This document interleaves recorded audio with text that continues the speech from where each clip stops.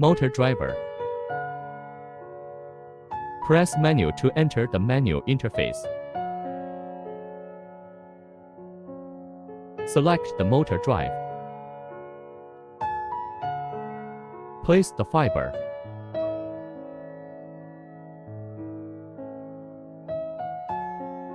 The left press motor moves left and right to adjust the fiber to the middle position. The right press motor moves left and right to adjust the fiber to the middle position. Press menu to switch the left align motor. Move up and down to adjust the fiber to the middle position.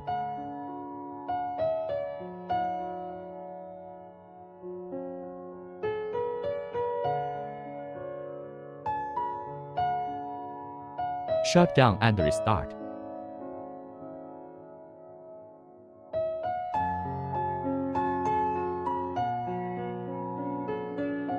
If it is not resolved, repeat the operation.